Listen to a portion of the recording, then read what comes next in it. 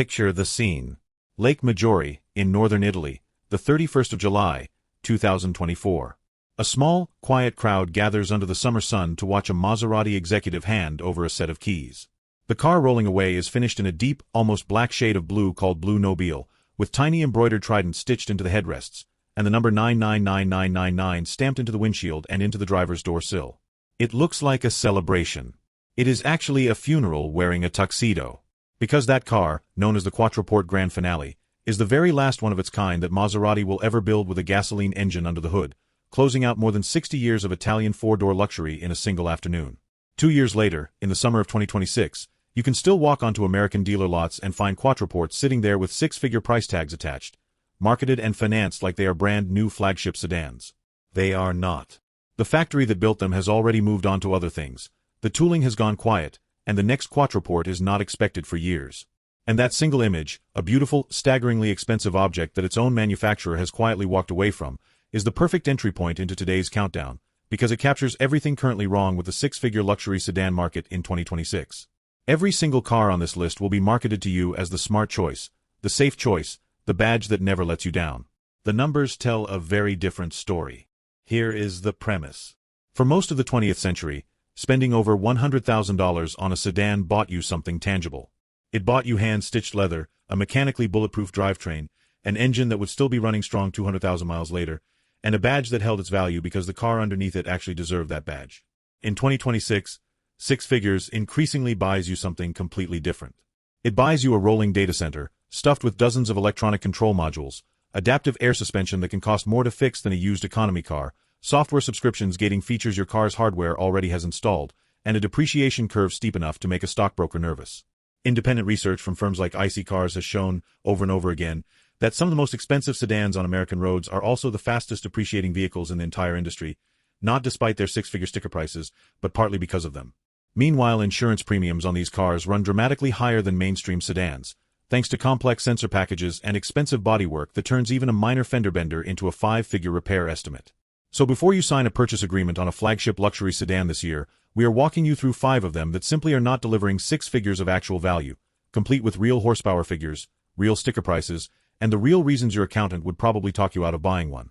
If that sounds like the kind of consumer research that could save you tens of thousands of dollars, do the channel a favor and hit that subscribe button right now, because we publish breakdowns exactly like this one every single week. Let's get into it, starting with number 5.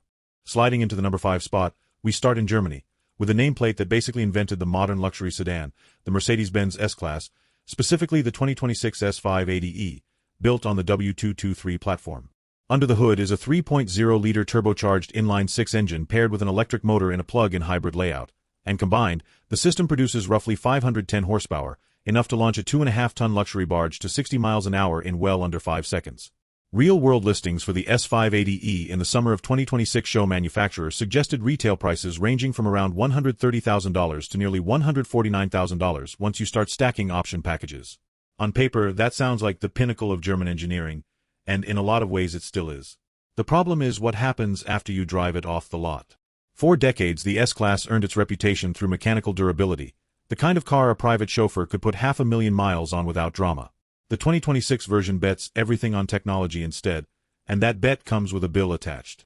You have got the Airmatic air suspension system riding on every corner, using air struts and electronically controlled dampers instead of traditional steel springs, a rear axle steering system that can turn the back wheels up to several degrees to shrink the car's turning radius at low speed, a plug-in hybrid powertrain juggling a combustion engine, an electric motor, and a high-voltage battery pack, plus dozens of individual electronic control modules scattered through the body, all of it wrapped in software that gets updated constantly over the air. The cabin itself is genuinely gorgeous, Napa leather, real wood trim, a rear seat entertainment system that looks like it belongs in a private jet, and that is exactly the problem, because every one of those luxury touches is bolted to a piece of electronics that eventually needs servicing. Every one of those systems is a potential point of failure once the standard 4-year, 50,000-mile factory warranty runs out, and every one of them is expensive to diagnose and even more expensive to replace, because you're not paying a corner garage mechanic. You are paying for specialized Mercedes-trained technicians and parts that only exist for this exact generation of car. Add in the blistering pace of technological change across the industry right now, where next year's software and next year's battery chemistry make this year's flagship feel dated within a couple of model cycles, and you get a car that depreciates hard and fast, shedding tens of thousands of dollars in value in just the first few years of ownership. It is an incredible piece of engineering to drive. It is a genuinely difficult car to justify owning once the warranty clock runs out. Moving on to number 4, we head to Munich, for BMW's answer to the S-Class, the 2026 760i xDrive, built on the G70 Generation 7 Series platform. This one swaps the hybrid 6-cylinder for a proper 4.4-liter twin-turbo V8 with 48-volt mild hybrid assistance. Good for 536 horsepower and a genuinely shocking 0 to 60 time of around 4.1 seconds for a car this size. Pricing starts at around $124,700, but once you start speccing rear seat comfort packages and advanced driver assistance bundles, real dealer listings for the 760i climb past $130,000, with fully loaded examples spotted stickering above $150,000. The G70 Generation 7 Series pushed BMW's flagship into genuinely new technological territory, headlined by an available 31-inch BMW theater screen for rear seat passengers, complete with a built-in Amazon Fire TV app and its own 5G cellular connection, layered on top of adaptive suspension, rear-wheel steering, and an entire 48-volt electrical architecture running underneath all of it. Inside, BMW's operating system 8.5 runs a 14.9-inch curved touchscreen, cloud-based navigation, and remote software upgrades that push new features to the car long after it has left the factory. It is, without question, one of the most technologically dense sedans BMW has ever built. It is also, without question, one of the most expensive to own once you are outside of warranty coverage. Every one of those cutting-edge features relies on specialized, relatively low-volume parts, and BMW's own onboard computers are constantly pushing over-the-air updates that can make older configurations feel obsolete within just a couple of years. Independent depreciation research from IC Cars has repeatedly flagged the 7 Series as one of the fastest depreciating luxury sedans in the entire industry, with one widely cited analysis putting its average 5-year depreciation at 61.8%, a loss of more than $72,000 off the original sticker price. That is not a rounding error.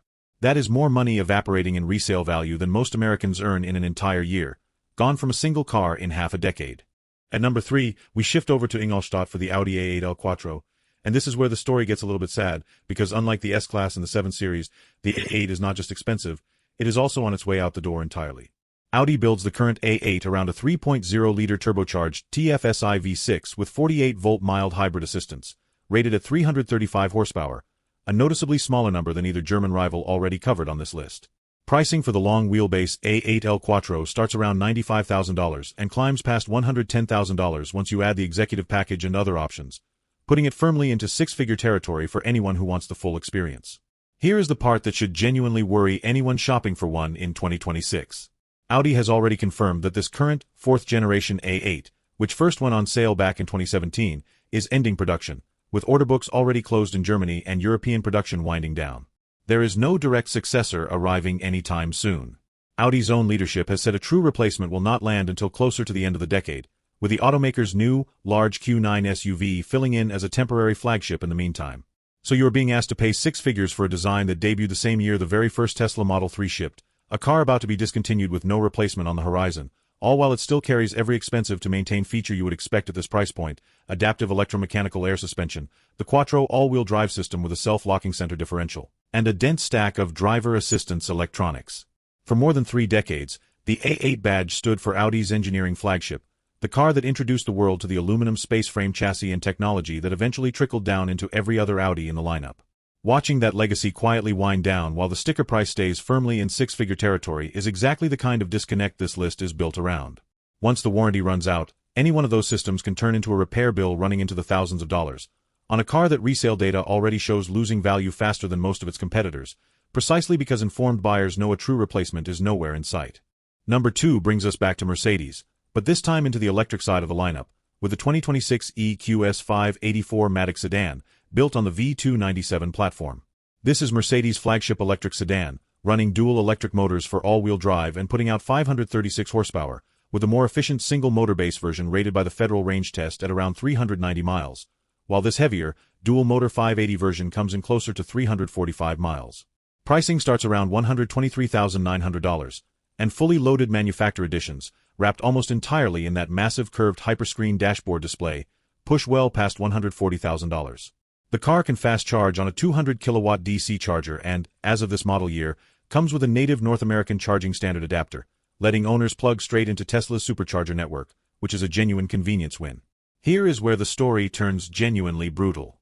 Independent studies have repeatedly named the EQS the single fastest depreciating vehicle sold in America, of any kind, from any manufacturer, electric or gasoline. One widely reported 2024 analysis from IC Cars found that the EQS loses an average of 47.8% of its value in just the first 12 months of ownership, a loss of about $65,143 in a single year. That is not a 5-year projection. That is what happens before your first scheduled service appointment would even come due. Go browsing certified pre-owned listings right now and you will find 2- and 3-year-old EQS 580 sedans, some with under 13,000 miles on the odometer, trading for well under $70,000, on a car that stickered north of $120,000 when it left the factory. The interior really is stunning, loaded with over-the-air software updates and genuinely clever digital features. But an electric flagship that ages out of relevance every time arrival announces a longer-range battery, combined with reliability ratings that have landed near the bottom of the luxury segment in past Consumer Reports testing, adds up to one of the worst financial decisions in the entire new car market today.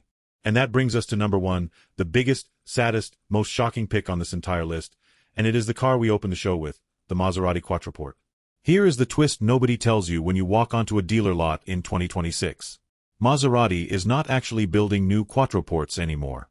Production of the 6th-generation car quietly ended back in 2023, and the very last example, the grand finale we described at the top of the show, rolled off the line carrying Maserati's final Ferrari-built 3.8-liter twin-turbo V8, producing 572 horsepower, delivered to its American owner on the shores of Lake Maggiore in the summer of 2024. Maserati has said a fully electric successor is not expected before 2028 at the earliest, a delay tied directly to parent company Stellantis restructuring its electric vehicle platform strategy across the entire portfolio, with Maserati caught in the middle of that shakeup. So any Quattroporte you find advertised today, whether it is presented as leftover new stock or as a low-mileage certified pre-owned special edition, is functionally a leftover from an already discontinued nameplate, and dealers are still asking well over $140,000 for the final, most exclusive units. Think about that for a moment. You are being asked to pay flagship money, more than a fully loaded S-Class or 7 Series, for a car the manufacturer has already walked away from. And the depreciation data makes this pick almost impossible to defend financially. That same widely cited IC Cars study that flagged the 7 Series earlier in this countdown crowned the Maserati Quattroporte the single worst 5-year depreciator of any vehicle at tract, luxury or otherwise, losing an average of 64.5% of its original value, a loss of $90,588 per car.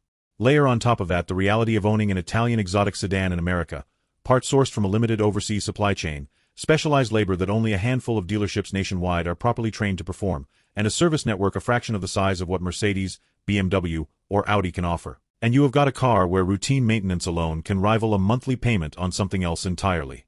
Exclusivity used to be the entire point of owning a Maserati. It is the same trident badge that once powered Formula One cars and inspired generations of Italian sports coupes. In 2026, with production already ended and resale values already collapsing faster than any other car in the segment, that exclusivity has stopped translating into anything close to real-world value. It is the ultimate example of a badge writing a check that the actual ownership experience simply cannot cash, and there is no better closer for a countdown about paying more and getting less. So there you have it, 5 so-called flagship luxury sedans, 5 six-figure sticker prices, and 5 very different reasons why paying more in 2026 does not automatically mean getting more. Before you sign a purchase agreement on any car on this list, do the math on total cost of ownership, not just the monthly payment, factor in insurance, factor in what happens the day after the warranty expires, and factor in what the car will actually be worth 3 years from now, because the badge on the trunk lid is not a guarantee of value anymore, it is just a starting point for the negotiation. Which one of these surprised you the most, and did we miss a 6-figure sedan that deserves a spot on this list? Drop it in the comments below, and we will see you in the next one.